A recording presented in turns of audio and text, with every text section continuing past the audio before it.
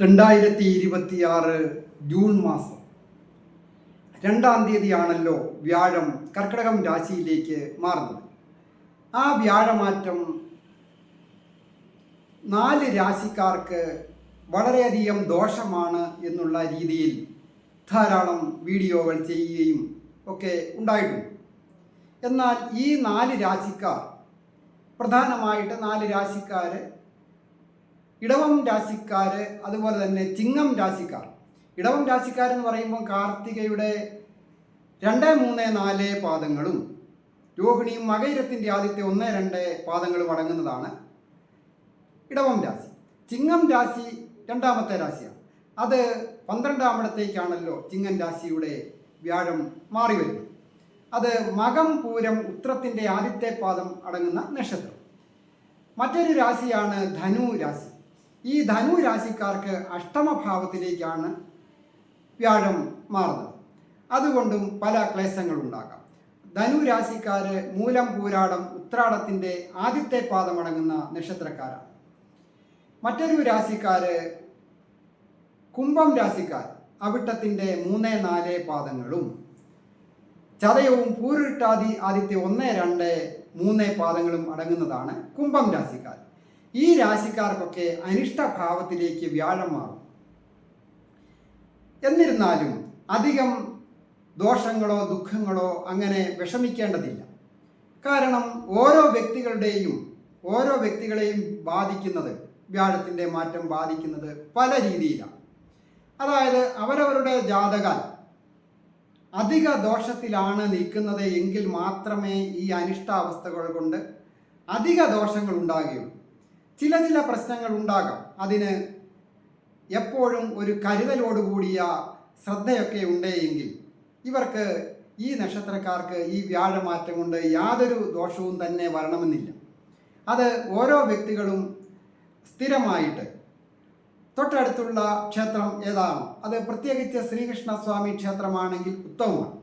അവിടെ പോയി വിഷ്ണു സഹസ്രനാമം ജപിക്കുക, പ്രദക്ഷിണം വെക്കുക, മറ്റ് നാമങ്ങൾ ജപിക്കുക, യഥാശക്തി അനുസരിച്ചുള്ള വഴിപാടുകളൊക്കെ ചെയ്യുക.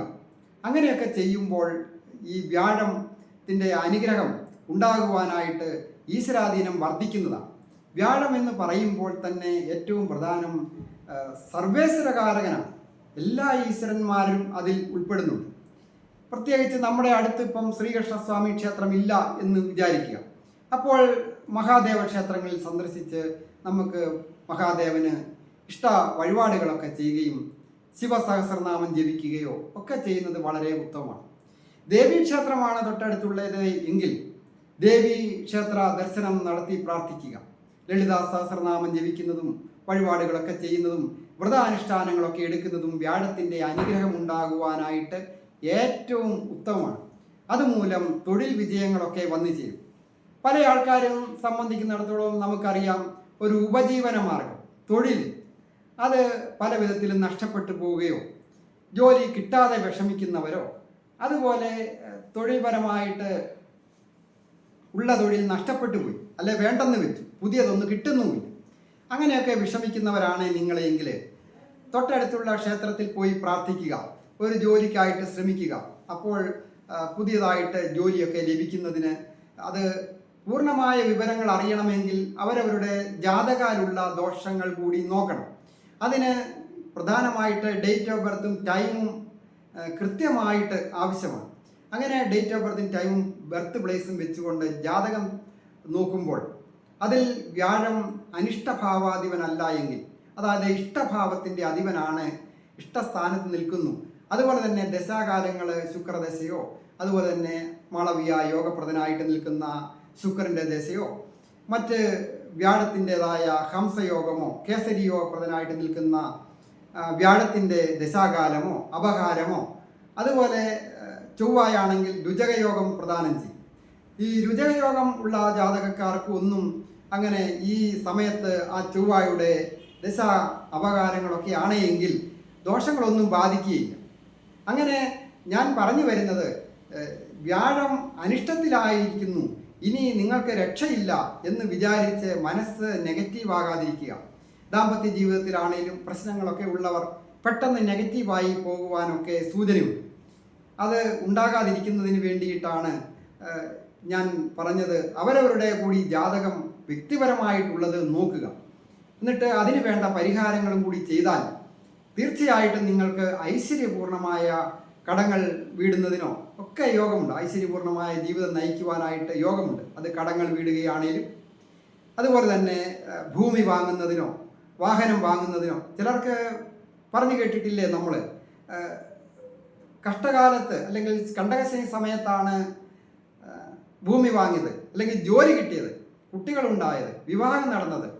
അങ്ങനെ പല കാര്യങ്ങളും ഈ ശനിയുടെ സമയത്തും അനിഷ്ടാവസ്ഥയിലുള്ള ഗ്രഹത്തിൻ്റെ സമയത്തും ഒക്കെ നടക്കാറുണ്ട്. അത് മനസ്സിലാക്കുന്നതിന് അവരവരുടെ ജാതകം നോക്കണം. അതിന് ജാതകം നോക്കുക എന്ന് പറയുമ്പോൾ വെറുതെ ഗ്രഹനില മാത്രം നോക്കുകയില്ല. ഗ്രഹനില എടുത്തിട്ട് അതിൻ്റെ ഗ്രഹസ്ഫുടം തയ്യാർ ചെയ്യണം. എത്ര ഡിഗ്രിക്കാണ് ഓരോ ഗ്രഹവും നിൽക്കുന്നത്, ആ ഗ്രഹം ലഗ്നാൽ ഏത് ഭാവത്തിലാണ്, എത്രാം ഭാവാധിപൻ ആധിപത്യം വഹിച്ചുകൊണ്ട് എത്രാം ഭാവത്തിൽ നിൽക്കുന്നു, അതിൻ്റെ അംശകബലം എവിടെയാണ്. അതുപോലെ തന്നെ അഷ്ടവർഗബലം, സമുദായ അഷ്ടവർഗ ഗണിതം എന്ന് പറയുന്ന ഒരു ഗണിതമുണ്ട്. അത് അഷ്ടവർഗം ആ ഗ്രഹം നിൽക്കുന്ന അല്ലെങ്കിൽ പ്രബലങ്ങളായ ഗ്രഹങ്ങൾ നിൽക്കുന്ന രാശിയിൽ എത്ര അക്ഷങ്ങളുണ്ട്, അതുപോലെ ഓരോ വ്യക്തികളും ചന്ദ്രാലുള്ള ഫലങ്ങൾ എന്താണ്, ചന്ദ്രക്കൂറും ലഗ്നക്കൂറും ഒന്ന് തന്നെയാണോ, ഇങ്ങനെ നിരവധി കാര്യങ്ങൾ നോക്കണം. പ്രായത്തിൻ്റെയൊക്കെ അടിസ്ഥാനപ്പെടുത്തിയൊക്കെ വേണം ഈ വ്യാഴത്തിൻ്റെ അനിഷ്ടാവസ്ഥകളെക്കുറിച്ച് പൂർണ്ണമായിട്ടും വിലയിരുത്തി അതിൻ്റെ ദോഷവശങ്ങളെ മനസ്സിലാക്കി നെഗറ്റീവ് ആകാവുള്ളൂ.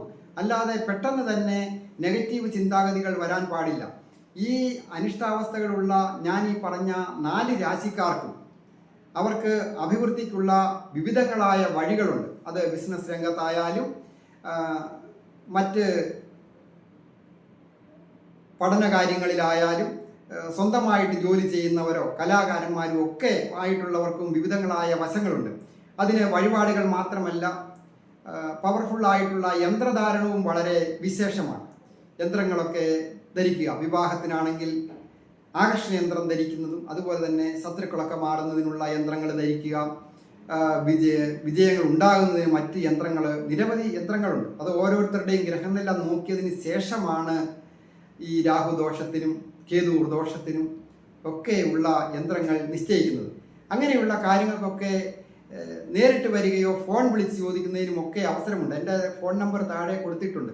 ആരും മനസ്സ് നെഗറ്റീവ് ആകേണ്ട കാര്യമില്ല.